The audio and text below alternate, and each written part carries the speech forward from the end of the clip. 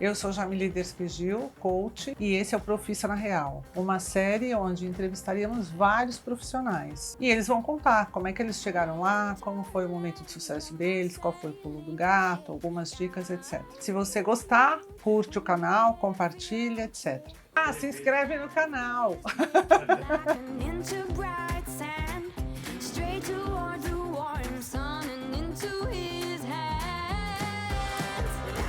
Você foi empresário muito cedo. Você não teve uma carreira convencional, tipo, estou na faculdade, vou procurar estágio, e, e entra no estágio, fica não sei quantos anos, e aí depois, blá, blá, blá, né? Então, eu queria que você contasse um pouco dessa sua experiência, incluindo no seu texto preconceitos por ser novinho, dificuldades.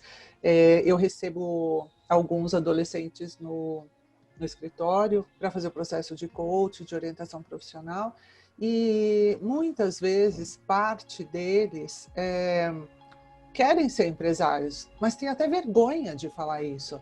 Querem ser empreendedores, mas a palavra traz uma responsabilidade e um medo muito grande. Então, acho que essa tua experiência, ela pode ser interessante para essas pessoas que estão em busca desse espaço, o espaço próprio, a identidade.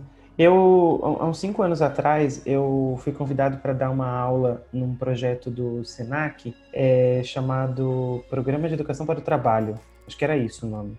E eu tinha que dar uma aula sobre vocação profissional, era alguma coisa nesse sentido também, por conta da empresa e tal. Fiz alguns encontros com aqueles adolescentes ali, por volta de 14, 16 anos, e na última aula que eles tinham uma atividade que eu dei para eles se imaginarem num futuro fazendo determinadas coisas, uma das meninas, ela começou a chorar. E aí eu fui até a mesa dela para poder entender o que estava acontecendo, tinha acontecido alguma coisa. E aí ela falou para mim que ela não estava conseguindo terminar a atividade porque ela queria ser advogada.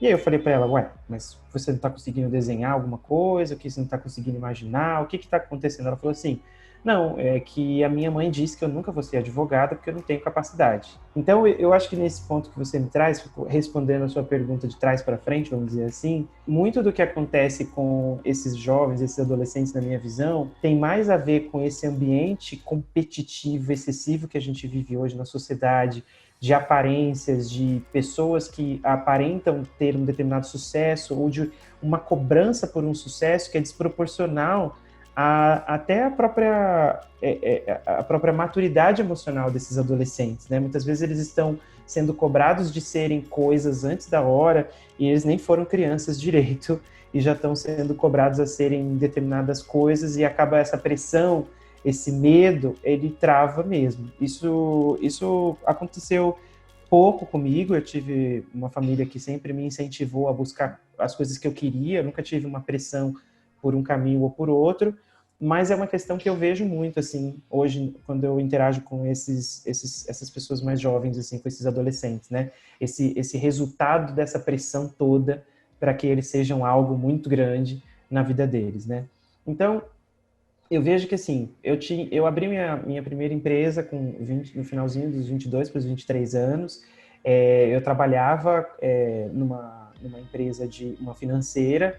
Naquela época, eu fui convidado por uma outra pessoa para a gente abrir uma empresa juntos, né? A gente tinha ali uma certa experiência bem pequena, né?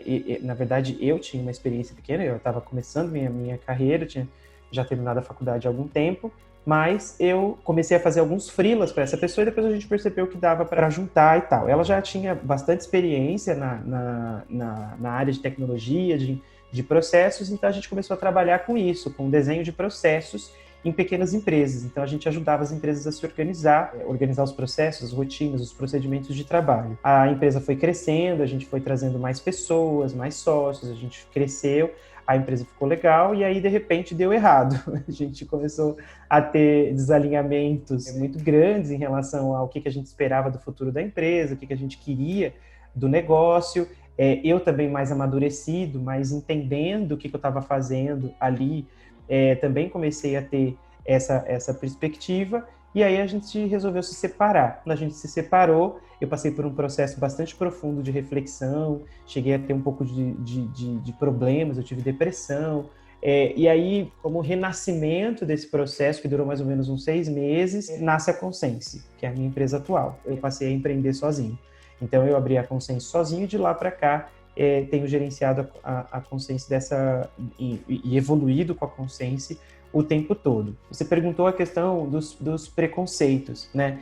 Eu me lembro que, assim, eu posso identificar que eu percebi no início da minha carreira como empresário, 2 tipos de preconceitos, assim, que eu poderia dizer. Um preconceito mais oriundo de fora, vamos dizer assim, dos clientes, e outro de dentro mesmo da empresa que eu fazia parte. Então, mais velados, né? Então, isso é interessante porque veja, eu não posso nunca dizer que eu sofri uma coisa tão horrível, né? Existem pessoas que passam por situações muito terríveis. O que eu posso dizer é da minha experiência mesmo, de coisas que aconteceram ali.